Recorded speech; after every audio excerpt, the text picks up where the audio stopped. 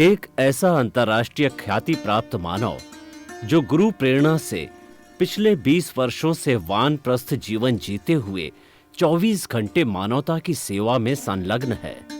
एक ऐसा मानव जो अभी राष्ट्रीय, अंतर्राष्ट्रीय टीवी चैनलों पर 7,500 एपिसोड के माध्यम से सनातन सत्य, आत्मविज्ञान एवं पुनरुत्थान, व्यवहार एवं निश्चय जगत के जीवनोपयोगी विषयों पर हृदय स्पर्शी प्रवचन कर चुका है। उस मानव का नाम है महात्मा उपासक प्रोफेसर डॉक्टर सोहन राज तातेड़। प्रोफेसर तातेड़ द्वारा योग, दर्शन, शिक्षा विषयों पर रचित पीएचडी स्तर के 250 शोध ग्रंथ भारत के 100 प्रतिष्ठित विश्वविद्यालयों में शोधार्थी पढ़ रहे हैं तथा वे सभी शोध ग्रंथ वहां की सेंट्रल लाइब्रेरियों में उपलब्ध हैं। महात्मा सोहन राज ने अभी तक हजारों स्कूलों, कॉलेजों, विश्वविद्यालयों एवं संस्थाओं में सेमिनार, वर्कशॉप, कैंप लगाकर लाखों विद्यार्थियों को योग, दर्शन, शिक्षा का प्रशिक्षण देकर उन्हें सुसंस्कारित किया। डॉक्टर तातेड़ ने भारतीय संस्कृति उत्थान के 4,000 से अधिक समसामयिक विषयों पर आर्टिकल लिखकर ऑनलाइन जर्नल, पत्रिकाओं, वेबसाइट्स पर प्रकाशित किया, जिसका उपयोग लाखों पाठक कर रहे हैं। उपासक तातेड़ के 5,000 से अधिक आज का सुविचार, आज का शुभ संदेश, आज का मंगल भावना योग आदि चिंतन websites, Twitter, blogger, Facebook, YouTube माध्यमों से लाखों लोग अपना जीवन निर्माण कर रहे हैं। मानवता के मसीहा ऐसे महामानव महात्मा सोहन राज तातेड़ के प्रोफाइल को अभी तक विश्व के 20 लाख दर्शक यूट्यूब पर, 12 लाख गूगल पर एवं लाखों दर्शक फेसबुक, ब्लॉगर, ट्विटर और इंस्टाग्राम पर देख चुके हैं।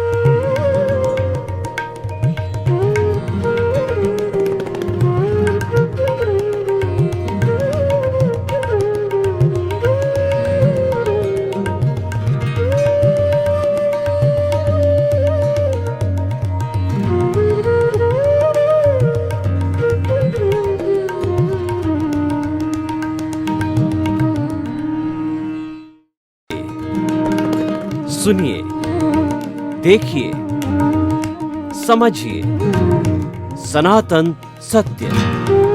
जैसी दृष्टि वैसी सृष्टि, दृष्टि विज्ञान।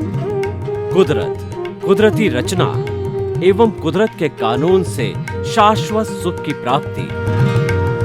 जोधपुर के परम पूज्य महात्मा उपासक प्रोफेसर डॉक्टर सोहन राज तातेड़ के निर्देशन में सनातन सत्य। जैसी दृष्टि वैसी सृष्टि, दृष्टि विज्ञान।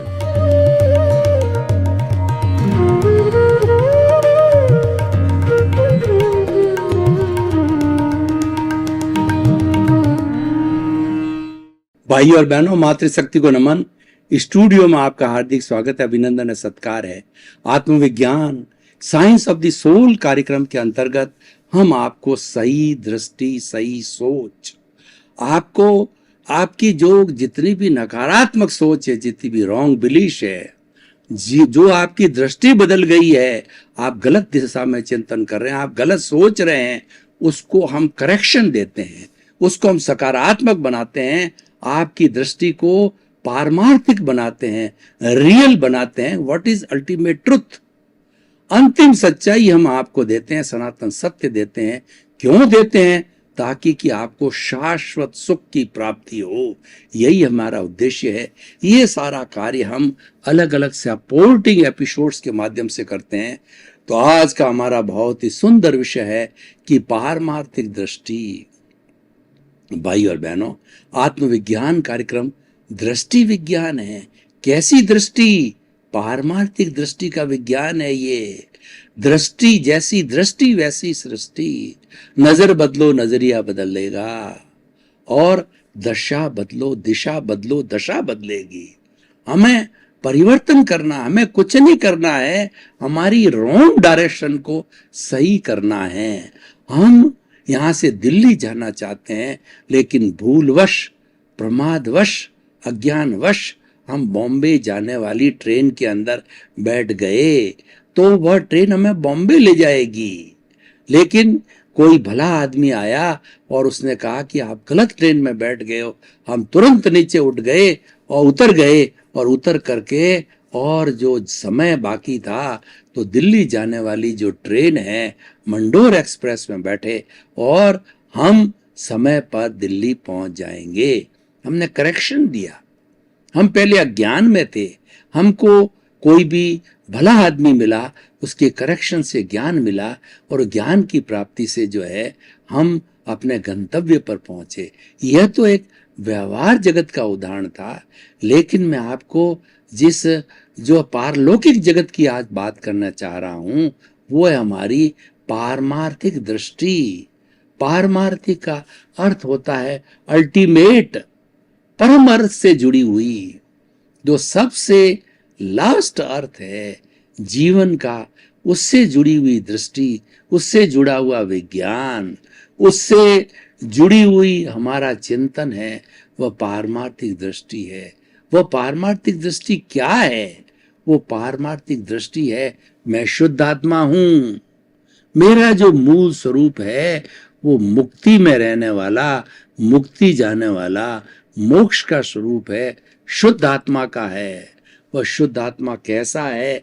वो जानने वाला है, देखने वाला है, वह अशरीरी है, वह अनंत ज्ञान वाला है, वह अनंत दर्शन वाला है, वह अनंत शक्ति वाला है, वह अनंत सुख का धाम है, और वह मन वचन काया से मुक्त ऐसा मैं शुद्ध आत्मा हूं, और मैं टंकोत्कीर्ण हूं, मैं अव्याबाद हूं, और जो है स्थूल संयोग, सूक्ष्म संयोग, वाणी के संयोग सब पर हैं, पराधीन हैं।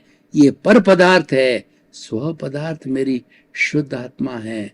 अवस्था मात्र कुदरती रचना है, जिसका कोई बाप भी रचने वाला नहीं है। वह व्यवस्थित है, मन वचन काया तथा उससे जुड़ी हुई हर अवस्था वह कुदरती रचना है, और वो जड़ है, वो नाशवान है, और वो पिछले जन्मों का जो रिएक्शन है वो आपको करना ही पड़ेगा, भुगतना ही पड़ेगा। वो आपका हिसाब है। ये शरीर जो मिला है पूर्व जन्म के कर्मों के लिए, के भुगतान के लिए मिला है। ये सारी हमारी पारमार्थिक दृष्टि है।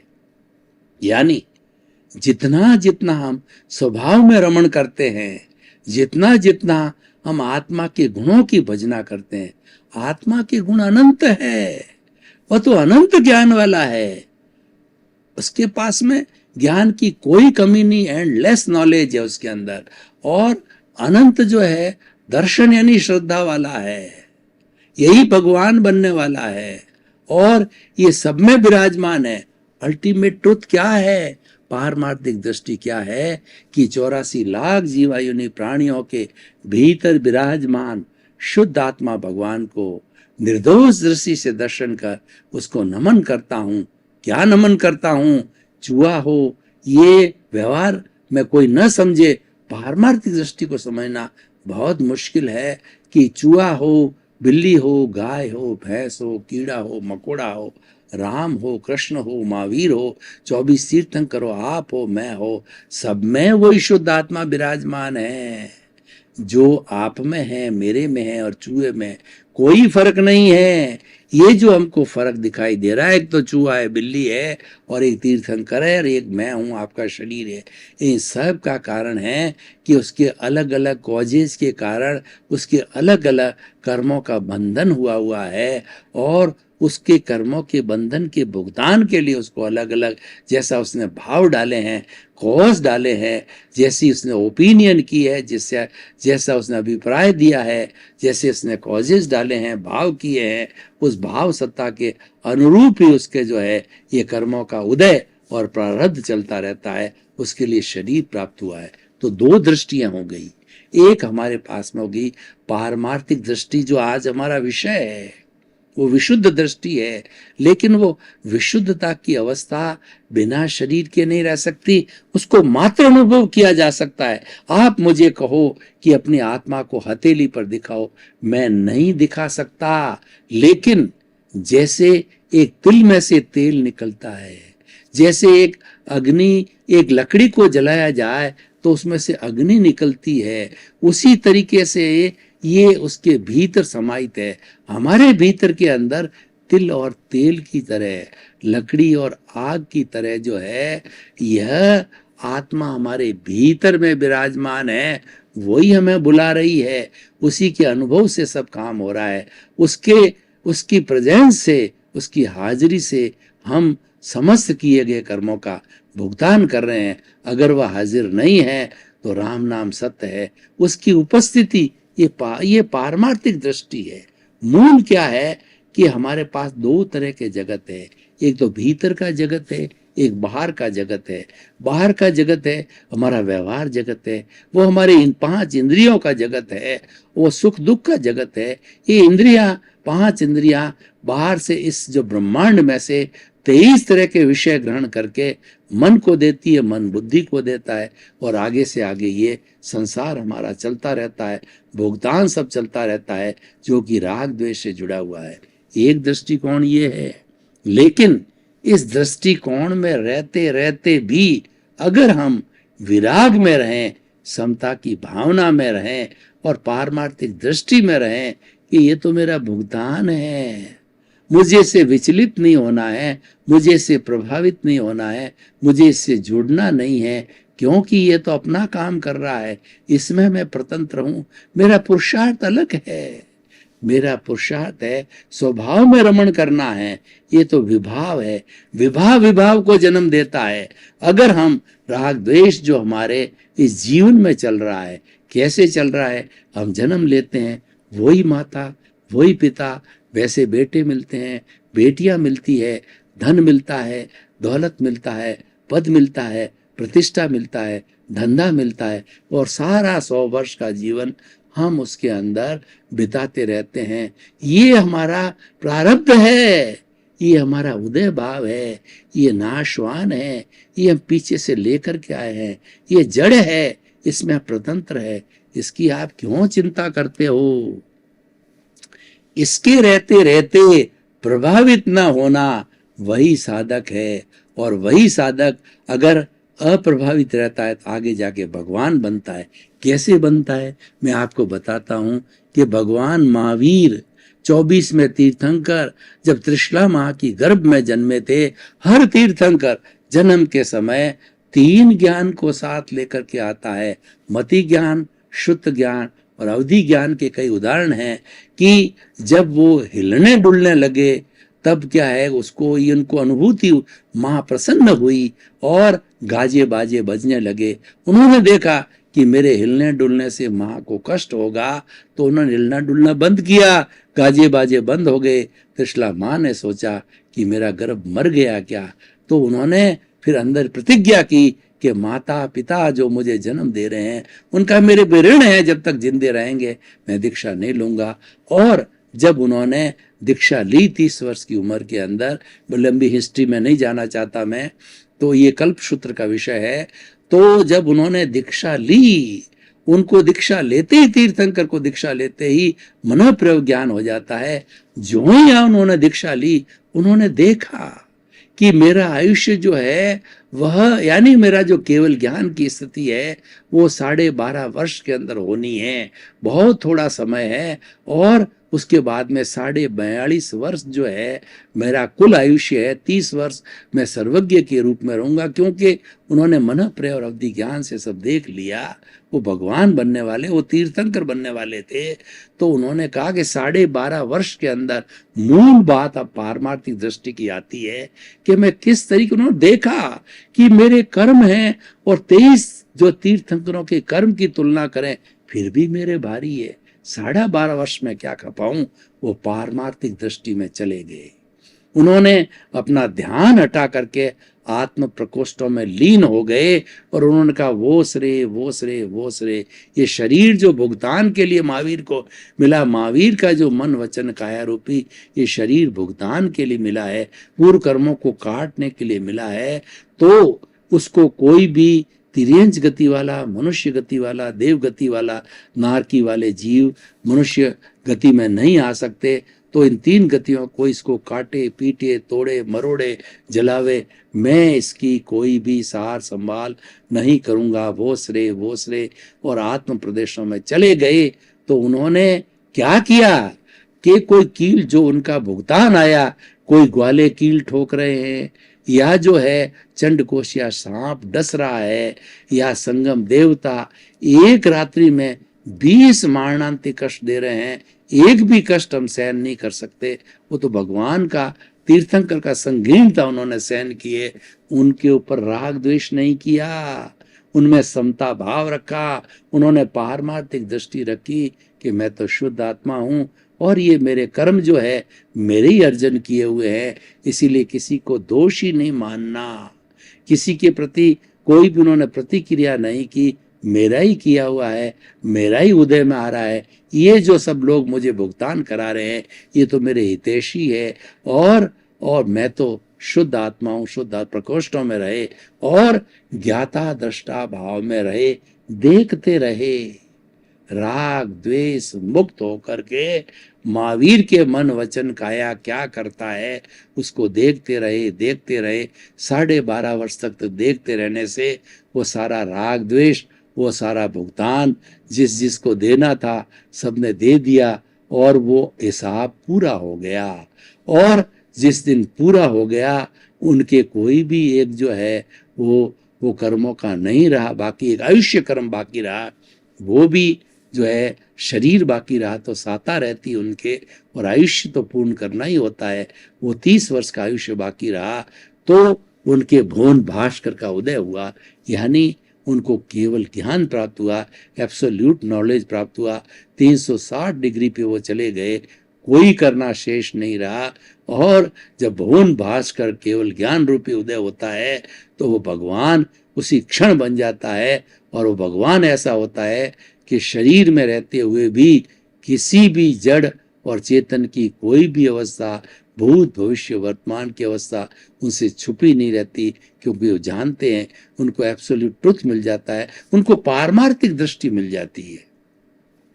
जो हमारी आत्मचिंतन है वो पारमार्थिक दृष्टि है, वो हमारा पुरुषार्थ है, वो हमारा यथार्थ पुरुषार्थ है। ज्ञाता दृष्टा भाव में रहना पारमार्थिक दृष्टि है, परम अर्थ की साधना है। हमारा परम अर्थ आत्मा है। आप करके देख लीजिए, आत्मा है तो हम बोल रहे हैं, खा रहे हैं, पी रहे हैं, उठ रहे हैं, बैठ रहे हैं, और जब हंसा उड़ जाता है तो डॉक्टर कहता नाउ ही इज डेड, और ये मिश्र चेतन जड़ बन जाता है और जड़ बन करके इसको जला दिया जाता है, राम नाम सत्य हो जाता है। तो भाई और बहनों, हम अगर निष्कर्ष की बात करें या इस जो एपिसोड को कसौटी पर कसें कि आखिर पारमार्थिक दृष्टि को प्राप्त करने से मनुष्य में क्या बदलाव आएगा, बहुत बड़ा बदलाव आएगा, उसका हृदय परिवर्तन होगा। वो पारमार्थिक दृष्टि सच्चा ज्ञान है, ये मोक्ष विज्ञान है, ये दृष्टि विज्ञान है, ये हमें मुक्ति में ले जाने वाला है कि सब कुछ चलते हुए भी तुम संभाव रखो, तुम जो है पारमार्थिक दृष्टि रखो कि ये भोगने वाला अलग है, मैं अलग हूं, भेद विज्ञान करो, जड़ अलग है, चेतन अलग है, शरीर जड़ है, मैं तो चेतन हूं, चेतन अजर है, चेतन अमर है, और ये नाशवान है, ये भुगतान के लिए मिला है। जो ही पूरा भुगतान हो जाएगा, यह सृष्टि में विलीन हो जाएगा। ये पंचभूत का पुतला जब भुगतान समाप्त हो जाएगा, आयुष्य कर्म समाप्त हो जाएगा, पृथ्वी पृथ्वी में, जल जल में, अग्नि अग्नि में, वायु वायु में, आकाश आकाश में पुनः विलीन हो जाएगा। और ये पांच भूत ही सभी प्राणियों को जो है जन्म देते हैं, पांच भूतों से पालन पोषण करते हैं। और जब उनका आयुष्य समाप्त हो जाता है तो हर प्राणी इस पांच भूतों में विलीन हो जाता है। इसीलिए सृष्टि के लिए कहा गया है कि सृष्टि की जो जितनी भी एनर्जी है E=mc²। आइंस्टीन का सिद्धांत ब्रह्मांड पे लागू होता है कि इसके अंदर एक छटांग भी जो है, वो इसकी शक्ति जो है, वो एनर्जी है, वो खत्म नहीं होती है, मात्र रूपांतरण होता है सृष्टि के अंदर। ठोस द्रव में बदलता है, द्रव गैस में बदलता है, और गैस वाइब्रेशन के अंदर बदलती है। E=mc², एनर्जी, m का मतलब मास, c² कांस्टेंट होता है, तो इसमें बदलता रहता है। इसीलिए ये शाश्वत है, ये ध्रुव है, ब्रह्मांड ध्रुव है। उसके अंदर जड़ भी ध्रुव है, द्रव्य है, और चेतन भी द्रव्य है। तो पारमार्थिक दृष्टि हमें बताती है कि तुम न्यारे रहो, तुम वेद विज्ञान करो। शरीर अलग, जड़ अलग, ये मेरा पड़ोसी है, ये तो भुगतान के लिए मिला है, इसका भुगतान चल रहा है, और मैं इसके पड़ोस में रह करके ये इसका ज्ञाता दृष्टा में रहूं, देखना और जानने में रहूं, मतलब मैं विराग में रहूं, मैं राग द्वेष नहीं करूं। ये जो कर रहा है मात्र देखते रहें। देखने का मैं आपको एक जो है वो उदाहरण देना चाहता हूँ, सूत्र देना चाहता हूँ कि हम एक फर्स्ट फ्लोर की बालकोनी के अंदर खड़े हैं और ग्राउंड फ्लोर के ऊपर कुछ बच्चे जो है फुटबॉल खेल रहे हैं। तो जो फुटबॉल खेलने वाला वो दृश्य है, और मैं जो देख रहा हूँ मैं तो दृष्टा हूँ, और मैं तो ज्ञाता हूँ। ज्ञाता रूप में देख रहा हूँ कि कौन सा खिलाड़ी कैसे खेल रहा है, गोलकीपर कौन है, और टीम में कितने लोग हैं, और आपस के अंदर दोनों के अलग अलग क्या ड्रेसें हैं। तो ये ज्ञाता और दृष्टा, जानना और देखना, मैं ऊपर खड़ा खड़ा देखता हूँ। ठीक उसी तरीके से हमारे शरीर के भीतर चेतना अलग है और जड़ अलग है। जड़ सारा कार्य कर रहा है, और चेतन उसको जो है वह ज्ञाता दृष्टा रूप में देख रहा है। कहीं जुड़ते नहीं हैं, दोनों अलग अलग हैं। और जड़ कभी भी चेतन नहीं होता, चेतन कभी जड़ नहीं होता। जड़ का एक अंश भी, एक गुण भी चेतन में नहीं है, चेतन का एक गुण भी जड़ के अंदर नहीं है। दोनों अलग अलग गुण वाले हैं, दोनों का अलग अलग कार्य है, दोनों पड़ोसी हैं। एक तो भुगतान होके समाप्त हो जाता है, और एक अजर अमर स्थायी रहता है। एक उदाहरण आपको और देना चाहता हूं, उससे आपको पूर्ण रूप से स्पष्ट हो जाएगा कि इस जन्म में मेरा नाम सोहन राज रखा गया, तो मैं पूर्व जन्म के अंदर मोहन राज था, जिसने भाव कर्म किए और चार्ज किया, उसने क्वेश्चन पेपर हल किया, और उसको रिजल्ट इस भाव के अंदर भुगत रहा है, वह सोहन राज भुगत रहा है। पूर्व जन्म के भाव कर्म द्रव्य कर्म रूप में बदल करके मोहन राज का सारा कर्जा है सोहन राज चुका रहा है। अब सोहन राज नए भाव पैदा कर रहा है। अगर भाव पैदा नहीं करता है, पारमार्थिक दृष्टि में स्वभाव में रहता है, तो नए कर्मों का बंध नहीं होता है, और चार्ज करता है, नए कर्मों का बंध होता है, और नए भाव कर्म से अगले जन्म में यशवंतराज पैदा होता है। अब देखिए, सोहन राज के किए हुए सारे जो है कार्य का भुगतान कर्मों का यशवंत राज करता है। मोहन राज, सोहन राज, यशवंत राज, तीनों अलग अलग शरीर है। करता कोई है, भुगतता कोई है, लेकिन किसकी? तीनों में वही आत्मा कॉमन है। मोहन राज की भी वही आत्मा थी, सोहन राज की भी यही आत्मा है, यशवंत राज की वही आत्मा रहेगी। इसका अर्थ क्या हुआ? ये अजर है, ये अमर है, ये अविनाशी है, ये सच्चिदानंद है। पारमार्थिक दृष्टि सच्चिदानंद है। सत का मतलब अविनाशी। हमारी जो आत्मा है वो अविनाशी है। चित्त का मतलब होता है ये ज्ञान दर्शन वाला है, उपयोग लक्षण हो जीव। इस जीव का लक्षण है वो ज्ञान है, दर्शन है। ये जो है ज्ञान दर्शन वाला है, और आनंद इसका स्वरूप है। इसके अंदर अनुभूति होती है, आनंद की अनुभूति होती है, वही आत्मा की सही अवस्था होती है। ये पारमार्थिक दृष्टि है। तो इस दृष्टि को हम करते करते, भोगते भोगते इस दृष्टि को बनाए रखना, और हमें वेद विज्ञान करके अलग रहना, न्यारा न्यारा रहना, न्यारा न्यारा समझना, एक साथ पड़ोसी के, एक शरीर में एक पड़ोसी के रूप में रह करके अलग अलग समझना, ये सारी पारमार्थिक दृष्टि है। और ये दृष्टि जब प्राप्त होती है तो हम सुखी होते हैं, हम आनंद की अनुभूति करते हैं, और वो हमारा पुरुषार्थ है, और वो हमें भटकने नहीं देता, नए कर्मों का अर्जन नहीं करने देता, हम राइट ट्रैक पे आ जाते हैं। तो भाई और बहनों, हम ये निष्कर्ष के रूप में आपको कहना चाहते हैं कि सभी लोग पारमार्थिक दृष्टि को अपनाओ। जो पीछे से लेके आ रहे हैं वो तो चलता रहेगा, वो आपके हाथ में नहीं है, वो आपको करना पड़ेगा, वो आपका भुगतान है। वो कर्ज लेकर के आए हो, इस जन्म में वो कर्ज चुकाना पड़ेगा। पूर्व जन्म में भाव करके आए हो, इस जन्म के अंदर द्रव्य कर्म के रूप में उदय और प्रारब्ध के अधीन रह करके प्रकृति और हमारी जो कुदरती रचना और कुदरत के कानून के साथ में रह करके हम जो है उसको भुगतना ही पड़ेगा। ये सनातन सत्य है, और ये अल्टीमेट ट्रुथ, पारमार्थिक दृष्टि में रहना अल्टीमेट ट्रुथ है। और वह जो है अल्टीमेट ट्रुथ जब हमको प्राप्त होता है तो हमें शाश्वत सुख, अक्षय सुख की प्राप्ति होती है, जिसको हम ब्लिस कहते हैं। और ये जब सारा संपन्न हो जाता भुगतान राग द्वेष का, जब हमारा जीरो हो जाता है कार्बन शरीर, तब हम सिद्ध, बुद्ध और मुक्त बन जाते हैं। तो भाई और बहनों, आपका बहुत बहुत धन्यवाद। आप हमारा आत्मविज्ञान कार्यक्रम बराबर देख रहे हो।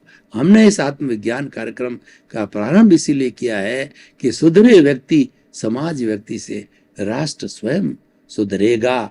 हम इस सृष्टि की सबसे छोटी इकाई जो है उसको सुधारना चाहते हैं कि मनुष्य सुधरे। मनुष्य सुधरेगा तो मल्टीप्लिकेशन होगा। एक मनुष्य से हजारों सुधरेंगे, लाखों सुधरेंगे, करोड़ों सुधरेंगे, और वो समय आएगा कि भारत में वसुधैव कुटुंबकम की स्थापना हो जाएगी। 7 लाख अरब की जनसंख्या के इसी क्रम में आपके प्रति मंगल भावना।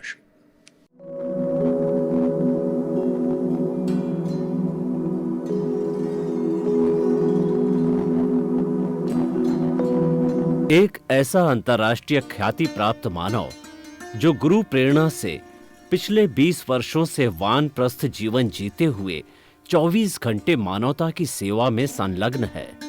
एक ऐसा मानव जो अभी राष्ट्रीय, अंतर्राष्ट्रीय टीवी चैनलों पर 7,500 एपिसोड के माध्यम से सनातन सत्य, आत्मविज्ञान एवं पुनरुत्थान, व्यवहार एवं निश्चय जगत के जीवनोपयोगी विषयों पर हृदय स्पर्शी प्रवचन कर चुका है। उस मानव का नाम है महात्मा उपासक प्रोफेसर डॉक्टर सोहन राज तातेड़। प्रोफेसर तातेड़ द्वारा योग, दर्शन, शिक्षा विषयों पर रचित पीएचडी स्तर के 250 शोध ग्रंथ भारत के 100 प्रतिष्ठित विश्वविद्यालयों में शोधार्थी पढ़ रहे हैं तथा वे सभी शोध ग्रंथ वहां की सेंट्रल लाइब्रेरियों में उपलब्ध हैं। महात्मा सोहन राज ने अभी तक हजारों स्कूलों, कॉलेजों, विश्वविद्यालयों एवं संस्थाओं में सेमिनार, वर्कशॉप, कैंप लगाकर लाखों विद्यार्थियों को योग, दर्शन, शिक्षा का प्रशिक्षण देकर उन्हें सुसंस्कारित किया। डॉक्टर तातेड़ ने भारतीय संस्कृति उत्थान के 4000 से अधिक समसामयिक विषयों पर आर्टिकल लिखकर ऑनलाइन जर्नल, पत्रिकाओं, वेबसाइट्स पर प्रकाशित किया, जिसका उपयोग लाखों पाठक कर रहे हैं। उपासक तातेड़ के 5000 से अधिक आज का सुविचार, आज का शुभ संदेश, आज का मंगल भावना योग आदि चिंतन websites, Twitter, blogger, Facebook, YouTube माध्यमों से लाखों लोग अपना जीवन निर्माण कर रहे हैं। मानवता के मसीहा ऐसे महामानव महात्मा सोहन राज तातेड़ के प्रोफाइल को अभी तक विश्व के 20 लाख दर्शक यूट्यूब पर, 12 लाख गूगल पर एवं लाखों दर्शक फेसबुक, ब्लॉगर, ट्विटर और इंस्टाग्राम पर देख चुके हैं।